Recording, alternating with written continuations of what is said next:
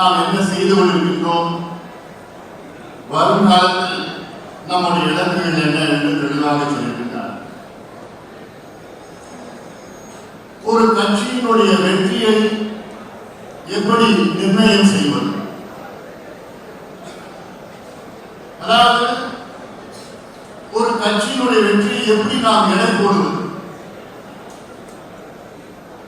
அந்த கட்சி சிறந்த கொள்கை வைத்திருக்கின்ற கட்சியா அப்படின்னு எடை போட்டா சந்தேகமே கிடையாது. பாட்டாளி ஒரு கட்சி தான் முதன்மை கட்சியாக இருக்கு.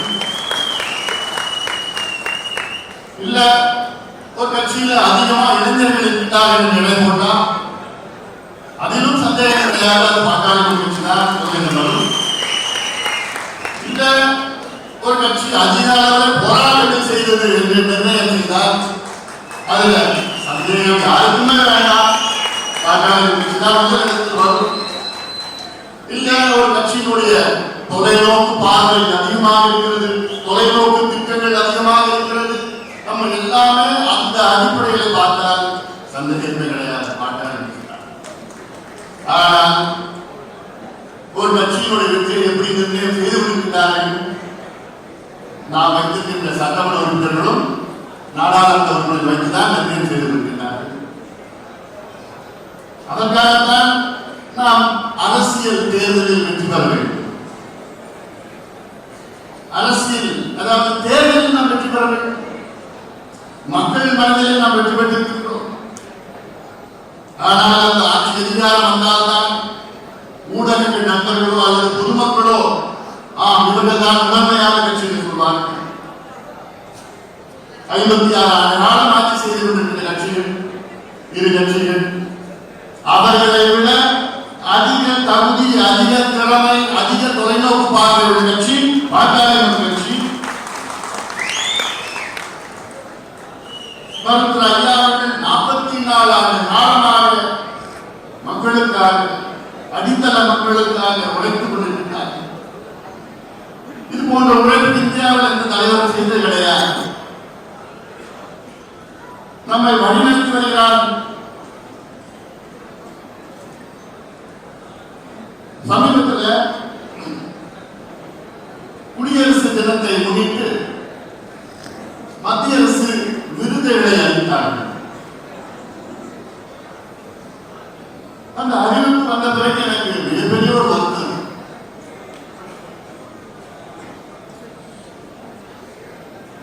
அதில் பாரத் ரத்னா விருதை வழங்கினார்கள்.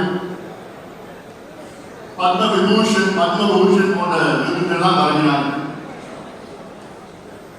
அதிலும் பாரத் ரத்னா இந்தியாவுடைய முதன்மை விருது அதுதான். அதை சமூக போராளி கர்பூரி தாக்கூர், பீகாருடைய முன்னாள் முதலமைச்சர், சமூக போராளி கர்பூரி தாக்கூர் அவர்களுக்கு வழங்கினார். மிக்க மகிழ்ச்சி. கல்வியானவர் நிச்சயமாக அவர் வழங்க வேண்டும். ஆனால் எனக்கு பெரிய வருத்தம், 85 வயதில் தமிழ்நாட்டுக்கும் இந்தியாவுக்கும் எவ்வளவோ சாதனை செய்த நம்முடைய மருத்துவர் ஐயாவுக்கு ஏன் அதை வழங்கவில்லை என்ற ஒரு நிச்சயமாக ஒரு ஆதங்கம், ஒரு வருத்தம், நியாயமான வருத்தம். கர்பூரி தாக்கூர் அவர்கள் பீகாருடைய முன்னாள் முதலமைச்சர், முடி திருத்திருந்த சமுதாயத்தை சார்ந்தவர், பீகாரில் இடஒதுக்கீட்டை கொண்டு வந்தவர். அதனால் அவர்கள் கொடுத்திருக்கின்றார்கள், அதை பாராட்டுகின்றோம்.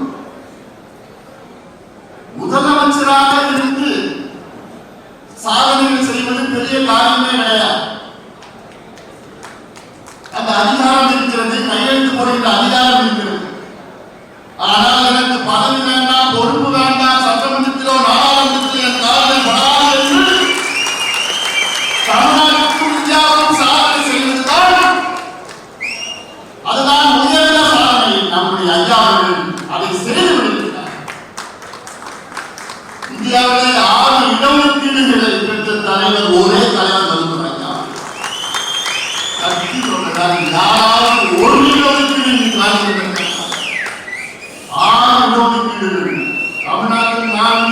பத்திரிகையாளர்களை வைக்கிறது. நான் சமீப காலத்தில் ஊடகத்தில் ஒரு சில பேட்டிகளில் நான் சொன்னேன், நாங்கள் எவ்வளோ செய்திருக்கிறோம், எங்களுடைய ஐயாவுக்கு எவ்வளோ சாதனைகள், மக்கள் சார்ந்த சாதனைகள் செய்திருக்கிறார்கள்.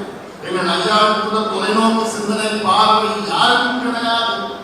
40 ஆண்டுகளுக்கு முன்பே சமூக நீதியை பேசிய தலைவர், 43 ஆண்டுகளுக்கு முன்பு ஜாதிவாரி மக்கள் கணக்கெடுப்பு நடத்த வேண்டும் என்று நம்ம முதல் தீர்மானம் போட்ட தலைவர், 30 ஆண்டுகளுக்கு முன்பு தொலைநோக்கு பார்வையிலே காலநிலை மாற்றம், பருவநிலை மாற்றம் பற்றி பேசிய தலைவர், 40 ஆண்டு காலமாக மதுவை ஒழிக்க வேண்டும் என்று போராடி கொண்டிருக்கின்ற தலைவர், 30 ஆண்டுகளாக இந்த புகையிலை பொருட்களை ஒழிக்க வேண்டும், அழிக்க வேண்டும் என்றெல்லாம் போராடி கொண்டிருக்கின்ற தலைவரை பெற்றிருக்கின்றோம். ஆனால் அவருக்கு அங்கீகாரம் கிடைத்திருக்கிறதா? ஊடக நண்பர்கள் அங்கீகாரம் கொடுத்திருக்கின்றார்களா? தமிழக மக்கள் அங்கீகாரம் கொடுத்திருக்கின்றார்களா? அது மிகப்பெரிய வருத்தம் என்று நான் பல பேட்டிகள் நான் சொல்லியிருக்கிறேன். இன்றைக்கு நாம் அரசியல் தீர்மானம் போடும் தீர்மானத்தில் வருகின்ற மக்களவை தேர்தலில் பாட்டாளி கட்சி கூட்டணி அமையும். அந்த கூட்டணியை முடிவு செய்கின்ற அதிகாரம் மருத்துவர் ஐயாவர்களுக்கு நாம் வழங்கியிருக்கின்றோம் என்று தீர்மானம். திமுக தொடங்கி 18 ஆண்டுகள் ஆட்சிக்கு வருகிறார்கள். 49 தொடங்கி 67 ஆட்சிக்கு வருகிறார்கள். அதிமுக தொடங்கி 5 ஆண்டுகள் ஆட்சிக்கு வருகிறார்கள். 72 தொடங்கி 77 ஆட்சிக்கு வருகிறார்கள். ஆனால் பாட்டாளி கட்சி தொடங்கி 34 ஆண்டுகள் ஆகிறது. இன்னும் நாம் ஆட்சிக்கு வர முடியவில்லை. இன்னும் நாம் கூட்டணி என்று பேசிக் கொண்டிருக்கின்றோம். இது எப்பொழுது மாறும்? மாறுமா வேண்டாமா? மாற வேண்டும். மக்களுடைய மனநிலை இப்படி இருக்கிறது. மக்களுடைய மனநிலை மாறி இருக்கிறது, மாறிக்கொண்டிருக்கிறது. அந்த மாற்றத்தை நாம் எல்லோரும் சேர்ந்து கொண்டு வருவோம். நீங்கள் கொண்டு வர வேண்டும். ஐயாவுடைய கடமை எவ்வளவு இருக்கிறது?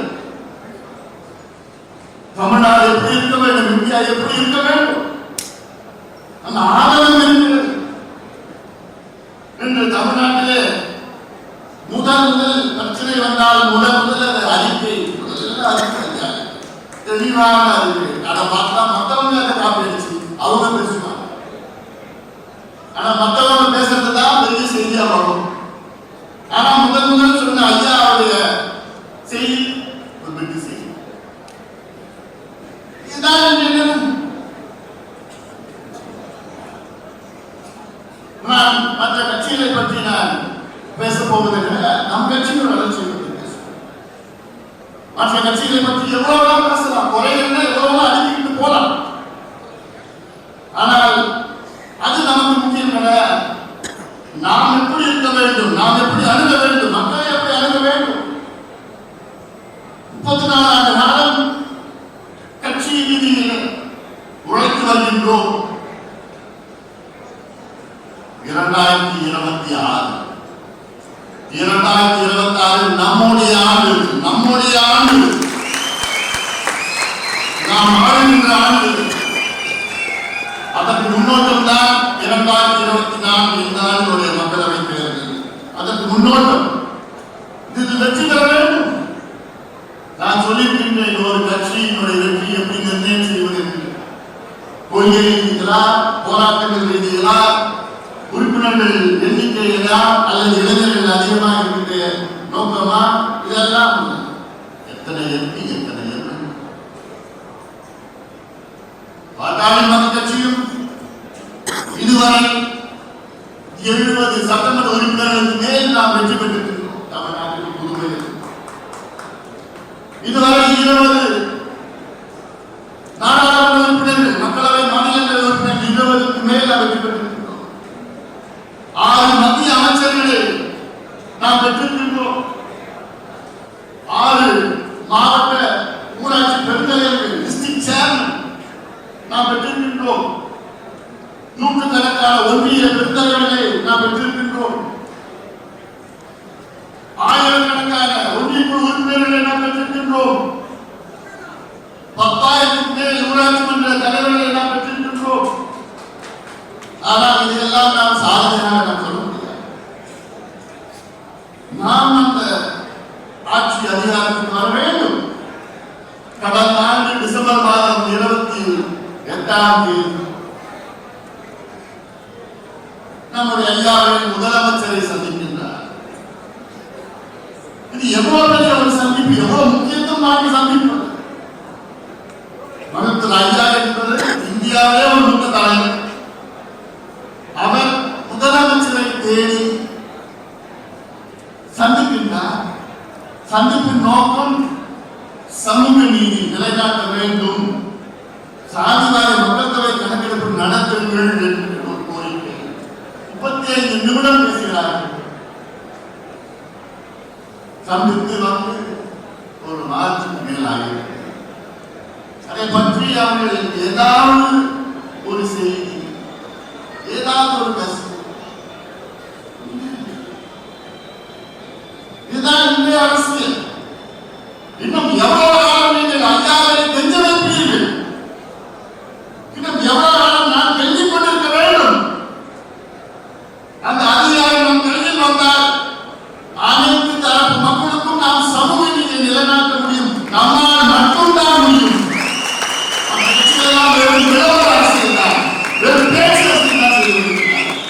சமூக நீதி என்று விளம்பரப்படுத்தப்படுகிறார்கள். வெத்து மாநாடுகள் நடத்தி கொண்டிருக்கிறார்கள். தந்தை பெரியாருடைய வாரிசுகள் எல்லாம் பேசிக் கொண்டிருக்கிறார், வசனம் பேசிக் கொண்டிருக்கிறார். ஆனால் இன்று சமூக நீதி என்று சொன்னால் ஒரே ஒரு தலைவர் உண்மையான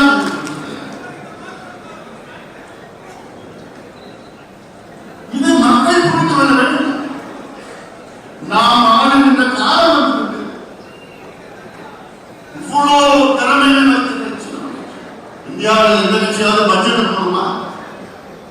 நிழல் நிதி அறிக்கை போடுமா? நிழல் வேளாண் நிதி அறிக்கை போடுமா? தமிழ்நாட்டின் உரிமைகளுக்காக எத்தனை போராட்டங்கள், கன்னியாகுமரி போராட்டமா, தூத்துக்குடி திருநெல்வேலியா, இந்த பக்கம் பெங்களூர் எல்லை போராட்டமா, கேரளா போராட்டமா, இலங்கை போராட்டமா, அத்தனை போராட்டங்களும் வழி நடத்தியவர், முன்னின்று நடத்தியவர். தேர்தலில் நமக்கு முக்கியமான ஒரு தேர்தல். நம் தீர்மானங்களை சொல்லிக்கணும், அரசியல் தீர்மானத்தை சொல்லியிருக்கிறது. தமிழ்நாட்டின் நலன் கருதி, இந்தியாவின் நலன் கருதி இந்த தேர்தலில் பாட்டாளி கட்சி வெற்றி பெற்றார்கள். காரணம், பாட்டாளி கட்சி வெற்றி பெற்றால்தான் தமிழ்நாட்டின் உரிமைகளை மீட்டெடுக்க முடியும். பல உதாரணங்கள் எனக்கு ஒரு நேரம் பேசிட்டே இருக்கலாம். 2004, 2009 நமக்கு 6 மக்களவை உறுப்பினர்கள் வெற்றி பெற்றோம். நாடாளுமன்றம் 6 மக்கள் உறுப்பினர்கள் தான் நம்மிடம் இருந்தது. ஆனால் நாடாளுமன்றம் பல நாட்கள் ஸ்தம்பித்தது. வெறும் 6 நாடாளுமன்ற உறுப்பினர்கள் இருக்கு. இலங்கை தமிழர் பிரச்சனை எல்லாம் அன்னைக்கு 4-5 நாள் நாடாளுமன்றம் நடக்கல. எதுக்கு? 6 நாடாளுமன்ற உறுப்பினர்கள். இதுதான் பாட்டாளி கட்சி. காவிரி பிரச்சனை 6 நாடாளுமன்ற உறுப்பினர்கள் பண்ணிட்டாங்க.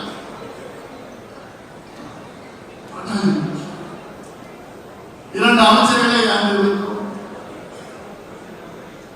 அன்றைய கட்டத்தில் லோயலா கல்லூரி ஒரு ஆய்வு நடத்திய, ஒரு சர்வே நடத்தியது. அப்போ நடத்திய லோயலா கல்லூரி சர்வே உண்மையான சர்வே. இப்ப நடந்தது பற்றிதான் எனக்கு கருத்து சொல்லுவேன். அந்த ஆய்வில் தமிழ்நாட்டில் உள்ள 13 அமைச்சர்கள் இருக்கிறார்கள். அந்த 13 அமைச்சர்களில் யார் முதல் அமைச்சர், யார் 2வது அமைச்சர், 4, 3, 4 பட்டியலிட்டு போட்டார்கள். அந்த பட்டியலில் தமிழ்நாட்டினுடைய முதல் அமைச்சர் அன்புமணி ராமதாஸ், தமிழ்நாட்டினுடைய 2வது அமைச்சர் ப. சிதம்பரம் என்றும்,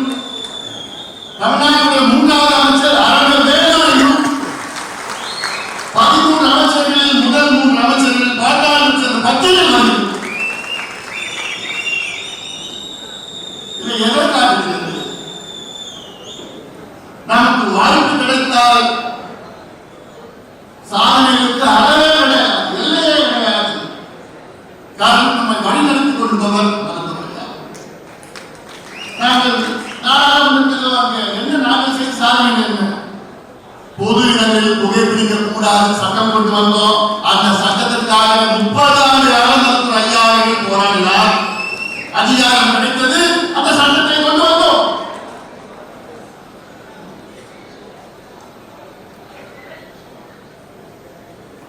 மதுவிலக்கு கொள்கை, நேஷனல் ஆல்கஹால் பாலிசியை கொண்டு வந்தோம்.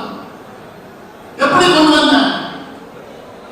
30 அந்த காலத்தில் 30 ஆண்டு காலமாக மதுவை ஒழிக்க வேண்டும் என்று போராடி கொண்டிருக்கிற மருத்துவர் ஐயா சொன்ன காலத்தால் தேசிய மதுவிலக்கு கொள்கையை கொண்டு வந்தோம்.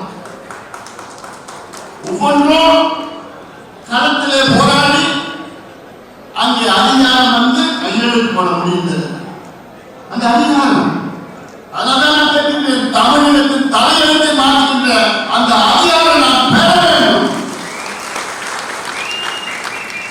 அதற்கு எந்த ஈகோ மனதில் எந்த கவர்மெண்ட் நானா நீயா இவனா அவங்களா முன்னுக்கு வந்தவனா எப்ப வந்தவனா இப்ப வந்தவங்களா நான் பெரியவனா நான் சீனியரா ஜூனியரா? ஐயா கட்சி நாம் வெற்றி, இதுதான் நம்முடைய இலக்காக இருக்குது. இது காலத்தின் கட்டாயம். நான் தமிழ்நாடு முழுவதும் அனைத்து மாவட்டங்களிலும் சென்று வருகின்றேன். அத்துணை மாவட்டங்களிலும் மக்களுடைய மனது மிகப்பெரிய மாற்றம் நான் பார்த்திருக்கிறேன். மிகப்பெரிய மாற்றம் நான் பார்த்திருக்கிறேன். ஒரு 3-4 ஆண்டுகளுக்கு இருந்த மாற்றம் இப்போது முழுமையாக மாறிக்கொண்டிருக்கிறது. நம்ம ஏற்றுக்கொண்டிருக்கிற நான் சொல்றது இங்க விழுப்புரம், கடலூர், திருவண்ணாமலை பற்றி நான் பேசுறேன். அது நம்ம பேசவே வேண்டாம். நான் சொல்வது திண்டுக்கல், தேனி, மதுரை, தூத்துக்குடி, திருநெல்வேலி, ராமநாதபுரம், திருப்பூர், கோயம்புத்தூர், கரூர், மேற்கு பகுதி, அங்கே இருக்கின்ற மக்கள் எல்லாம் நமக்கு ஆதரவாக அவருடைய மனநிலை மாற்றிருக்கிறார்கள். காரணம் நம்மை பற்றி தெரிந்து கொண்டிருக்கிறார்கள். உலகமாக தெரியவில்லை. எவ்வளவு சாதனைகள் நாம் செய்து கொண்டிருக்கிறோம். எவ்வளவு சாதனைகள் தான் அடிக்கிட்டே போறோம். அதற்கு ஐயாவை சொல்லி தமிழக அரசு எத்தனையோ திட்டங்களை கொண்டு வந்திருக்கிறது. ஐயாவர்கள் சொல்லி ஐயாவர்கள் போராடி தமிழக அரசு திட்டங்கள் கொண்டு வந்திருக்கிறது.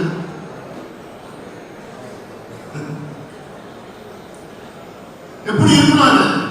ஐயா சொல்லி பாட்டாளி கட்சி முதலமைச்சர் அதில் கையெழுத்து போடுகின்ற அந்த காலம் வர வேண்டும்.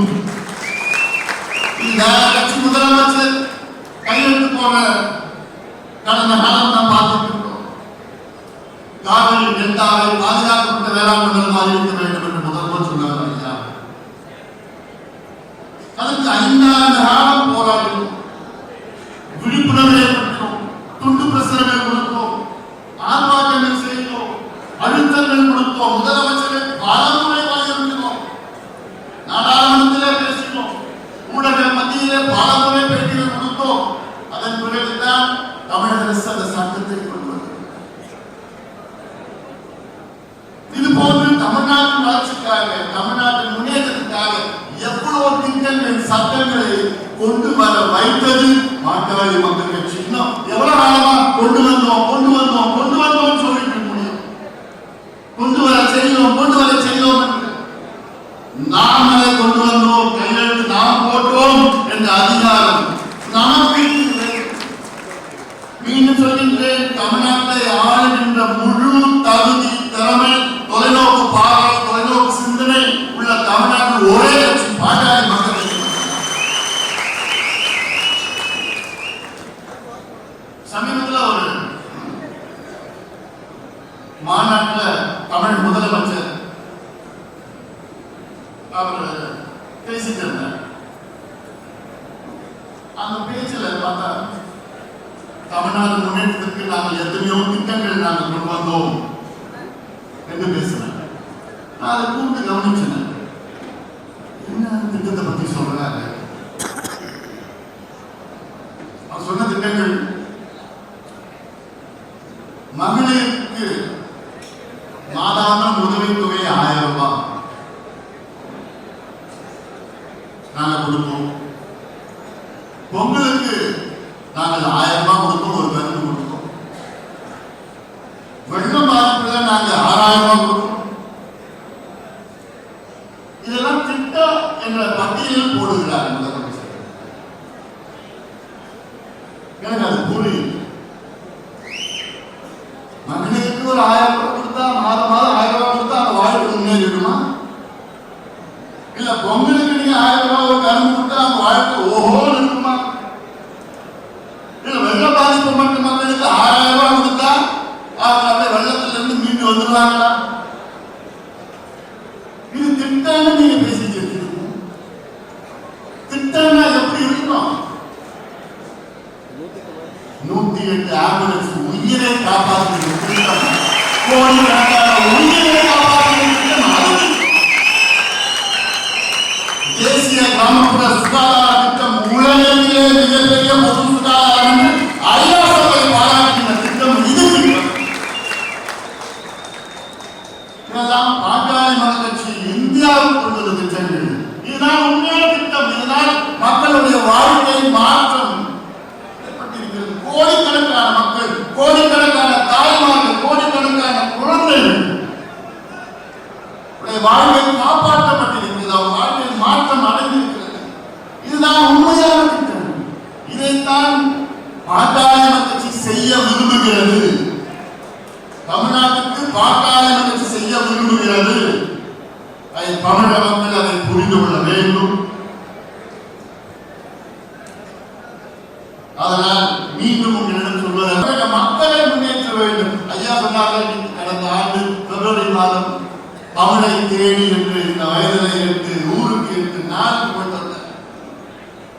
ஆனா தமிழை வச்சு ஆட்சிக்கு வந்த கட்சிகள் எல்லாம் நாம் பார்த்தோம்.